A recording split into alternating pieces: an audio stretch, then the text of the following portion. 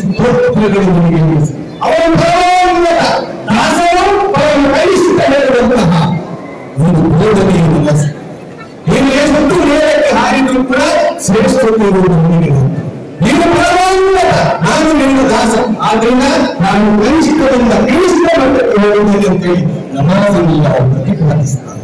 ಅಲ್ಲಾಹು ಅಕ್ಬರ್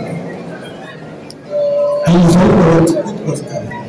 ಅಲ್ಲಾಹು ಅಕ್ಬರ್, ಅಲ್ಲಾಹು ಅಕ್ಬರ್, ಅಲ್ಲಾಹು ಅಕ್ಬರ್ ಇಷ್ಟೆಲ್ಲವೂ ಹೇಳಿದ ನಂತರ ಅವನು ಬೇಡುವುದು ಎಲ್ಲ ಹರಬಲಿ, ಓ ಅಲ್ಲಾಹನೇ ನನ್ನನ್ನು ಕ್ಷಮಿಸಿ, ಓ ಅಲ್ಲಾಹನೇ ನನ್ನನ್ನು ಕ್ಷಮಿಸಿ, ಓ ಅಲ್ಲಾಹನೇ ನನ್ನನ್ನು ಕ್ಷಮಿಸಿ.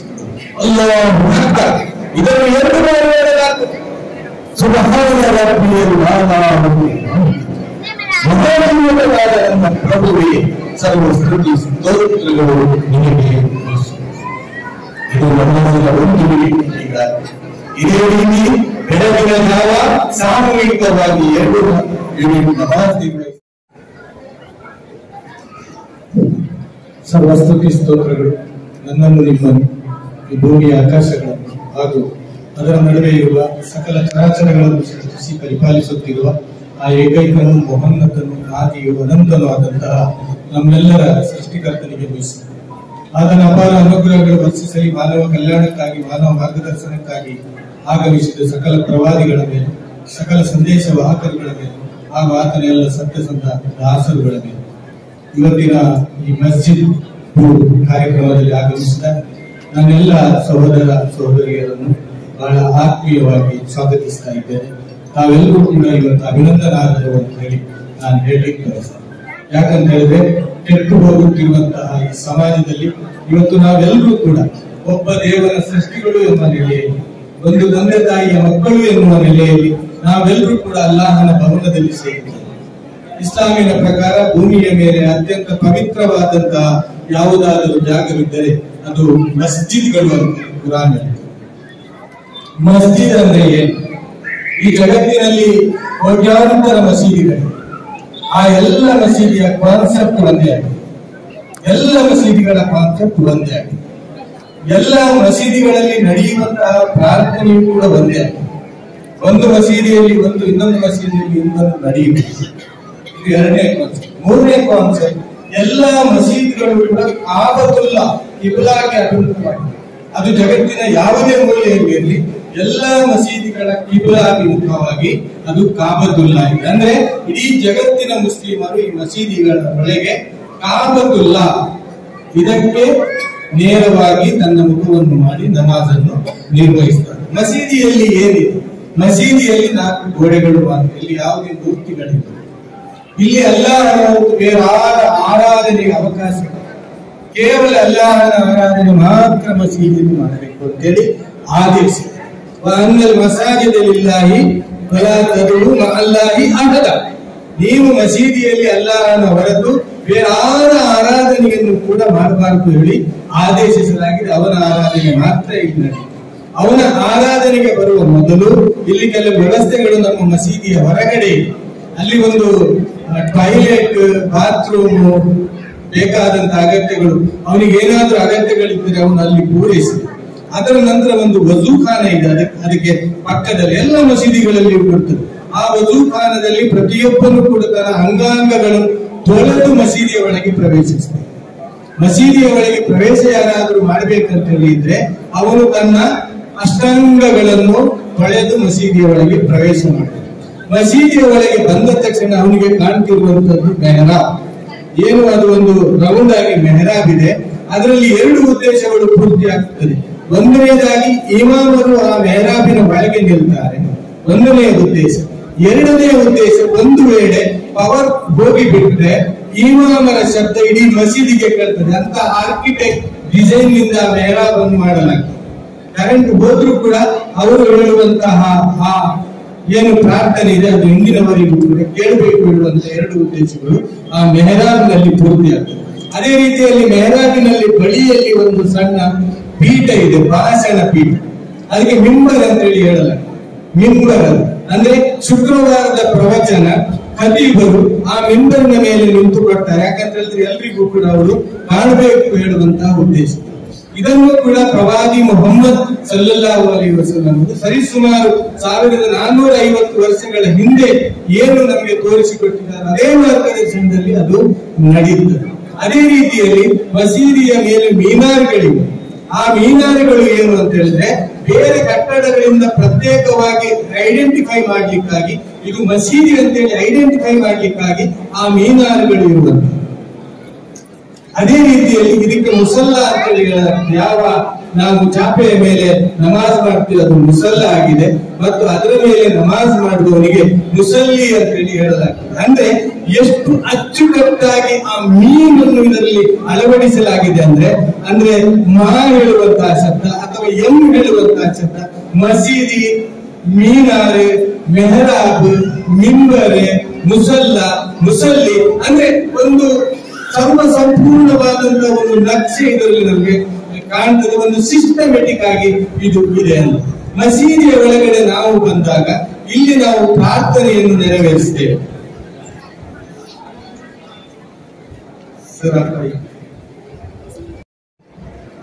ನಾವೀಗ ನಮಾಜ್ ನೀವು ನೋಡಿದ್ರಿ, ನಾವು ಮಾಡಿದಂತ 5 ಹೊತ್ತುಗಳ ನಮಾಜ್ಗಳು ಮಸೀದಿಯಲ್ಲಿ ನೆರವೇರಿಸಲ್ಪಡ್ತವೆ. 5 ಹೊತ್ತುಗಳು ಕೂಡ ಚಾಚು ತಪ್ಪದೆ ಸಮಯಕ್ಕೆ ಸರಿಯಾಗಿ ಅದು ನಿರ್ವಹಿಸಲ್ಪಡ್ತದೆ. ನಮಾಜಿನ ಮೊದಲು ಮಸೀದಿಯಲ್ಲಿ ಒಂದು ಅಜಾನ್ ಕರೆ ಆಗಿದೆ. ಆ ಅಜಾನ್ ಕರೆಯನ್ನು ನೀವು ಆಲಿಸಿದ್ದೀರಿ. ಅದರಲ್ಲಿ 6 ವಾಕ್ಯಗಳನ್ನು 12 ಬಾರಿ ಅಂದ್ರೆ 1 ವಾಕ್ಯಗಳನ್ನು 2 ಬಾರಿ ಪುನರುಕ್ತಿ ಅದರಲ್ಲಿ ಪ್ರಸ್ತಾಪ ಮಾಡಲಾಗ್ತದೆ. ಅದರಲ್ಲಿ ಪ್ರಥಮ ವಾಕ್ಯ ಅಲ್ಲಾಹು ಅಕ್ಬರ್, ಅಲ್ಲಾಹು ಅಕ್ಬರ್ ಅಂದ್ರೆ ಅಲ್ಲಾಹ್ ಮಹಾನನು, ಅಲ್ಲಾಹ್ ಮಹಾನನು ಅಂದ್ರೆ ದೇವರು ದೊಡ್ಡವನು, ದೇವರು ದೊಡ್ಡವನು. ಎರಡನೇ ವಾಕ್ಯ ಅಶ್ಹದು ಅಲ್ಲಾ ಇಲಾಹ ಇಲ್ಲಲ್ಲಾಹ್, ನಾನು ಸಾಕ್ಷ್ಯ ವಹಿಸುತ್ತೇನೆ ಆ ಒಬ್ಬ ದೇವರ ಹೊರತು ಬೇರಾರು ಆರಾಧ್ಯರಿಲ್ಲ. ಮೂರನೇ ವಾಕ್ಯ ಅಶ್ಹದು ಅನ್ನ ಮುಹಮ್ಮದರ್ ರಸೂಲುಲ್ಲಾಹ್, ನಾನು ಸಾಕ್ಷ್ಯ ವಹಿಸುತ್ತೇನೆ ಮುಹಮ್ಮದರು ಅಲ್ಲಾಹನ ಪ್ರವಾದಿಯಾಗಿದ್ದಾರೆ. ಹಯ್ಯಾಲ ಸಲಾ, ಬನ್ನಿ ನೀವು ನಮಾಜಿನ ಕಡೆಗೆ. ಹಯ್ಯಾಲಲ್ ಫಲಾ, ಬನ್ನಿ ನೀವು ಯಶಸ್ಸಿನ ಕಡೆಗೆ. ಅಲ್ಲಾಹು ಅಕ್ಬರ್, ಅಲ್ಲಾಹು ಅಕ್ಬರ್, ಲಾ ಇಲಾಹ ಇಲ್ಲಲ್ಲಾಹ್, ದೇವರು ದೊಡ್ಡವನು, ದೇವರು ದೊಡ್ಡವನು, ಆ ಒಬ್ಬನ ಹೊರತು ಬೇರಾರು ಆರಾಧ್ಯರಿಲ್ಲ. ಮುಂಜಾನೆ ಆಗುವಂತಹ ಪ್ರಥಮ ಅಜಾನ್ ಕರೆಯಲ್ಲಿ 2 ವಾಕ್ಯಗಳನ್ನು ಪ್ರತ್ಯೇಕ ಸೇರಿಸಲಾಗಿದೆ. ಅಸ್ಸಲಾತು ಖೈರುಂ ಮಿನನ್ ನೌಮ್, ಓ ಮನುಷ್ಯರೇ ನಿದ್ರೆಗಿಂತ ನಮಾಜ್ ಉತ್ತಮವಾಗಿದೆ, ನಿದ್ರೆಗಿಂತ ನಮಾಜ್ ಉತ್ತಮವಾಗಿದೆ. ಈ ಕರೆ ಕೇಳಿದ ತಕ್ಷಣ ಎಲ್ಲರೂ ಕೂಡ ಮಸೀದಿಗೆ ಧಾವಿಸ್ತಾರೆ. ಮಸೀದಿಗೆ ಬಂದು ಇಲ್ಲಿ ಅಲ್ಲಾಹು ಅಕ್ಬರ್ ಅಂತ ಹೇಳಿ ಅವರು ಕೈ ಕಟ್ತಾರೆ. ಇಲ್ಲಿಯೂ ಕೂಡ ಹೇಳಲಾಗುವುದು ಅಲ್ಲಾಹನೇ ನೀನು ಮಹಾನನು. ಅದರ ನಂತರ ಈಗಾಗಲೇ ಸರ್ ಹೇಳಿದ ಹಾಗೆ 7 ಸೂತ್ರಗಳನ್ನು ಅದರಲ್ಲಿ ಪಠಿಸಲಾಗ್ತದೆ. ಅಲ್ಹಮ್ದುಲಿಲ್ಲಾಹ್, ಅಲ್ಹಮ್ದುಲಿಲ್ಲಾಹಿ ರಬ್ಬಿಲ್ ಆಲಮೀನ್, ಸರ್ವ ಸ್ತುತಿ ಸ್ತೋತ್ರಗಳು ಸರ್ವ ಲೋಕಗಳ ಒಡೆಯನಿಗೆ ಮೀಸಲು. ಸರ್ವ ಲೋಕ ಅಂದ್ರೆ ಮನುಷ್ಯ ವಾಸಿಸುವಂತಹ ಈ ಲೋಕ ಮಾತ್ರ, ಈ ಜಗತ್ತು ಮಾತ್ರ ಅಲ್ಲ. ಕುರಾನ್ ಹೇಳಿದರೆ ಇದರ ಹೊರತು 7 ಆಕಾಶಗಳಿವೆ. ಆ 7 ಆಕಾಶಗಳ ಒಡೆಯ, ಈ ಲೋಕದ ಒಡೆಯ ಮಾತ್ರ ಅಲ್ಲ, ಆ 7 ಆಕಾಶಗಳ ಲೋಕದ ಒಡೆಯ. ಅಷ್ಟು ಮಾತ್ರ ಅಲ್ಲ, ಈ ಲೋಕ ಮಾತ್ರ ಅಲ್ಲ, ಪರಲೋಕ ಇದೆ, ಆ ಪರಲೋಕದ ಒಡೆಯನು. ಈ ನಿಟ್ಟಿನಲ್ಲಿ ಅಲ್ಲಾಹ್ ಮಹಾನನು, ಸರ್ವ ಸ್ತುತಿ ಸ್ತೋತ್ರಗಳು ನಿನಗೆ ಮೀಸಲು ಅಂತ ಹೇಳಿ. ಅಲ್ಹಮ್ದುಲಿಲ್ಲಾಹಿ ರಬ್ಬಿಲ್ ಆಲಮೀನ್, ಸರ್ವ ಲೋಕಗಳ ಪ್ರಭುವಿಗೆ ಸರ್ವ ಸ್ತುತಿ ಸ್ತೋತ್ರಗಳು ಮೀಸಲು. ಅರ್-ರಹ್ಮಾನ್ ರಹೀಮ್, ನೀನು ರಹ್ಮಾನನ್ನು ರಹೀಮನ್ನು ಆಗಿದ್ದಿ, ನೀನು ಪರಮ ದಯಾಮಯನು ಕರುಣಾನಿಧಿಯ. ಮಾಲಿಕಿ ಯೌಮಿದ್ದೀನ್, ನಿರ್ಣಾಯಕ ದಿನದ ಅಧಿಪತಿಯಾದ ನನ್ನ ಪ್ರಭುವೇ. ನಿರ್ಣಾಯಕ ದಿನ ಅಂದ್ರೆ ಯಾವುದು? ಈ ಜಗತ್ತು ನಾಶವಾದ ನಂತರ, ಇಲ್ಲಿ ಮನುಷ್ಯರಿಗಾಗಿ ಸೃಷ್ಟಿಸಲ್ಪಟ್ಟಂತಹ ಸಕಲವು ಕೂಡ ನಾಶವಾದ ನಂತರ ಇನ್ನೊಂದು ಲೋಕ ಬರಲಿಕ್ಕೆ, ಅದಕ್ಕೆ ಪರಲೋಕ ಅಂತೇಳಿ ಹೇಳಲಾಗಿದೆ. ಈ ಲೋಕದ ನಂತರ ಇನ್ನೊಂದು ಲೋಕ ಬರಲಿಕ್ಕಿದೆ. ಆ ಲೋಕದಲ್ಲಿ ಎಲ್ಲ ಮನುಷ್ಯರ ವಿಚಾರಣೆ ನಡೆಯುತ್ತೆ. ಯಾರು ಒಳಿತು ಮಾಡಿ ಬಂದಿದ್ದಾನೆ, ಯಾರು ಕೆಡುಕು ಮಾಡಿ ಬಂದಿದ್ದಾನೆ, ಯಾರು ಸತ್ಯದಿಂದ ನಡೆದಿದ್ದಾನೆ, ಯಾರು ಅಸತ್ಯದಿಂದ ನಡೆದಿದ್ದಾನೆ, ಯಾರು ನ್ಯಾಯದಿಂದ ನಡೆದಿದ್ದಾನೆ, ಯಾರು ಅನ್ಯಾಯದಿಂದ ನಡೆದಿದ್ದಾನೆ, ಇದರದೆಲ್ಲ ಲೆಕ್ಕಾಚಾರವನ್ನು ಪಡೀಲಿಕ್ಕಿಲ್ಲ ಆ ಲೋಕದಲ್ಲಿ. ನಾವೆಲ್ಲ ಸತ್ತು ಮಣ್ಣಾಗಿ ಸುಟ್ಟು ಭಸ್ಮವಾಗಿ ಹೋಗಿ ಸೇರುವುದು ಆ ಅಲ್ಲಾಹನ ಆಧಾರವಿಂದ. ಎಲ್ಲರೂ ಕೂಡ ಅಲ್ಲಿ ಹೋಗಿ ಸೇರುವುದು ಮಾತ್ರ ಅಲ್ಲ, ಅಲ್ಲಿ ವಿಚಾರಣೆ, ಅದು ಜಡ್ಜ್ಮೆಂಟ್ ಡೇ ಅಂತ ಹೇಳಿ ಹೇಳೋದು. ಆ ವಿಚಾರಣೆಯ ದಿನದ ಅಧಿಪತಿಯಾದ ಪ್ರಭುವೇ ಈ ಆಕ ನಂಬುದು ಈ ಆಕ ನಸ್ನಯಿ, ನಾವು ನಿನ್ನ ಆರಾಧನೆಯನ್ನು ಮಾತ್ರ ಮಾಡುತ್ತೇವೆ ಮತ್ತು ನಿನ್ನೋರ್ವನಿಂದಲೇ ಮಾತ್ರ ಸಹಾಯವನ್ನು ಯಾಚಿಸುತ್ತೇವೆ. ಇಂದಿನ ಸಿರಾತಲ್ ಮುಸ್ತಕೀಮ್, ನಮಗೆ ನೇರ ಮಾರ್ಗವನ್ನು ತೋರಿಸು. ಸಿರಾತಲ್ ಲಝೀನ ಅನ್ಅಮ್ತ ಅಲೈಹಿಂ, ಆ ನೇರ ಮಾರ್ಗ ನಿನ್ನ ಸಜ್ಜನ ದಾಸರು ತೋರಿಸಿ ನಡೆದಂತಹ ಸತ್ಯದ ದಾಸರ ಮಾರ್ಗವನ್ನು ನೀನು ತೋರಿಸು. ಗೈರಿಲ್ ಮಗ್ದೂಬಿ ಅಲೈಹಿಂ ವಲದ್ವಾಲಿನ್, ಆ ಮಾರ್ಗವನ್ನು ತೋರಿಸಬೇಡ, ಆ ದಾರಿಯನ್ನು ತೋರಿಸಬೇಡ, ನೀವು ದುಷ್ಟ ಜನರು ನಡೆದಂತಹ ದಾರಿಯನ್ನು ನಮಗೆ ತೋರಿಸಬೇಡ ಅಂತೇಳಿ ಅವನಲ್ಲಿ ಕಳಿಯಿಂದ ಪ್ರಾರ್ಥಿಸಿ. ಈ ನಮಾಜಿನಲ್ಲಿ ಪ್ರತಿಯೊಂದು ಅಕ್ಷರವು ಪ್ರತಿಯೊಂದು ಶಬ್ದವು ಅದು ಕುರಾನಿನಿಂದಲೇ ಪ್ರವಾದಿಗಳು ಆಯ್ಕೆ ಮಾಡಿದ್ದಾರೆ. ಇಡೀ ನಮಾಜಿನಲ್ಲಿ ಕುರಾನಿನ ಪಠಣ ನಡೀತದೆ, ಅದರಲ್ಲಿ ಕುರಾನಿನ ಎಲ್ಲ ಸೂಕ್ತಗಳ ಪಠಣ ನಡೀತದೆ. ಸ್ವಲ್ಪ ಭಾಗಗಳು ಅದರಲ್ಲಿ ಪಠಿಸಲಾಗ್ತದೆ.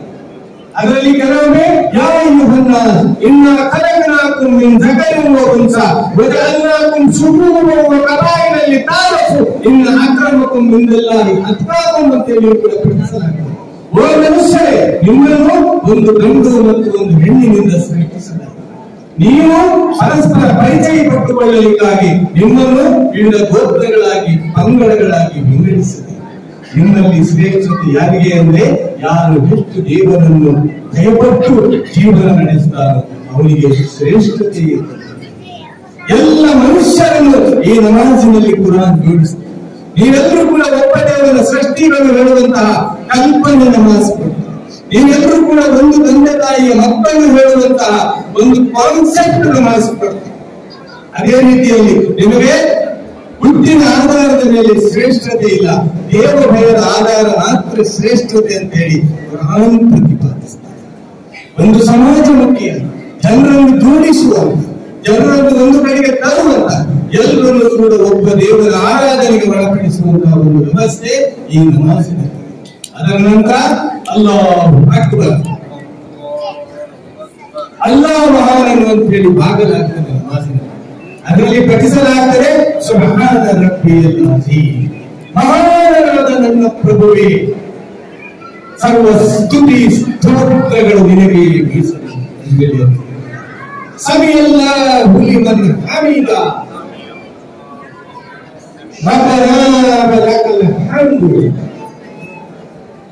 ಅಲ್ಲಾಹನನ್ನು ಸ್ತುತಿಸಿದವನ ಮಾತುಗಳನ್ನು ಅಲ್ಲಾಹ್ ಆಲಿಸಿದನು.